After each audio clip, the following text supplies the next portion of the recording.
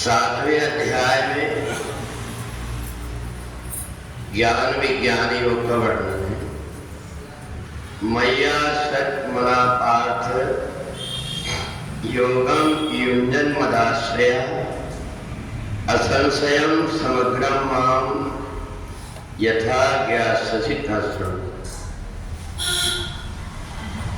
भगवान कहते हैं कि जब तक ये मन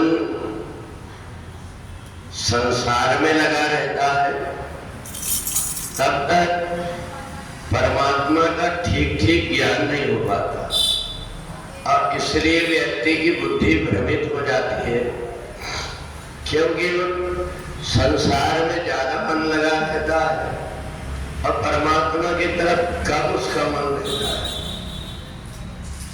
तो जब परमात्मा की तरफ उसका मन कम रहता है तो उसका मन फिर संसार की तरफ ही लगे रहने के कारण परमात्मा को ठीक ठीक जान नहीं पाता।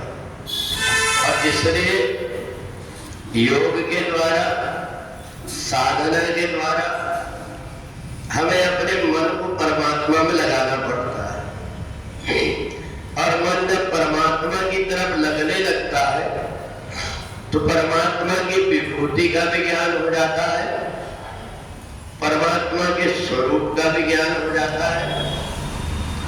जब तक परमात्मा का ज्ञान नहीं होता व्यक्ति स्वरूप में अटक करके रह जाता है।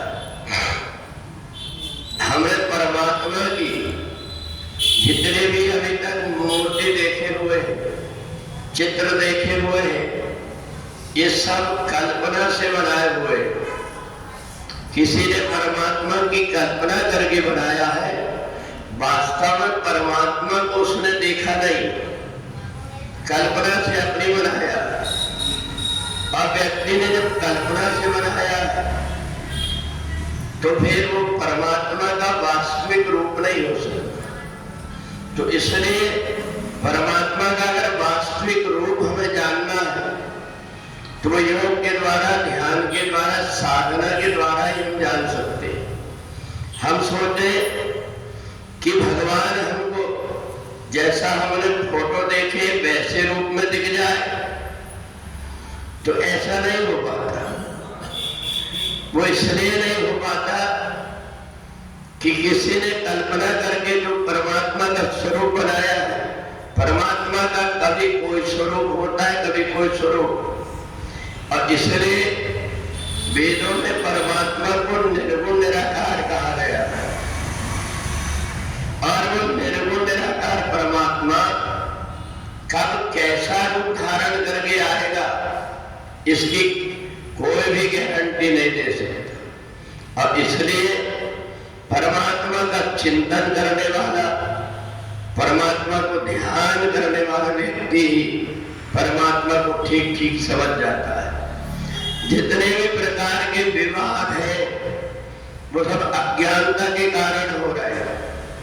कोई कहता है कि मैं इस धर्म को मानता हूं, कोई कहता है कि ये मेरा धर्म है, जबकि धर्म अलग अलग नहीं होते। धर्म कोई वस्तु नहीं होती, धर्म होती है हमारी धारणा। हम अगर अच्छे कर्म करते हैं, अच्छा व्यवहार करते हैं, ये हमारे धर्म के लक्षण।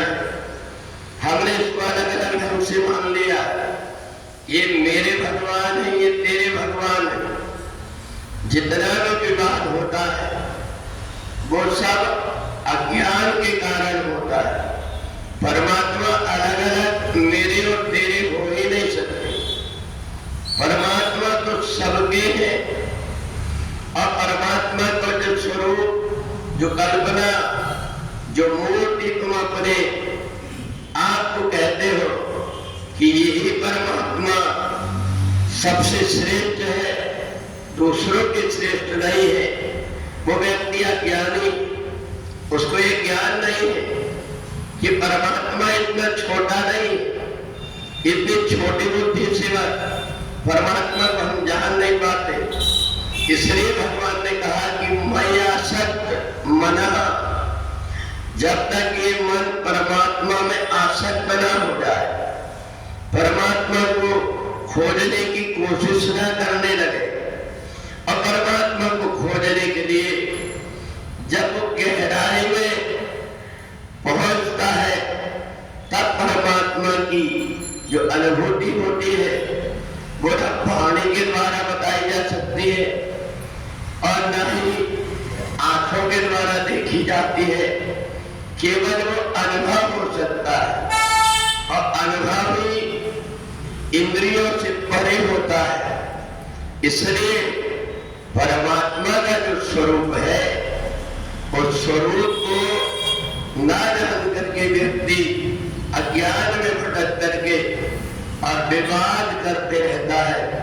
इसलिए जो निर्विवाद होकर के परमात्मा का चिंतन करता है, अपने मन को परमात्मा में लगा देता है, ज्यादा से ज्यादा संसार से हटा करके जो परमात्मा में ही रमण कर जाता है, तब जाकर के परमात्मा के स्वरूप को वो जान पाता है।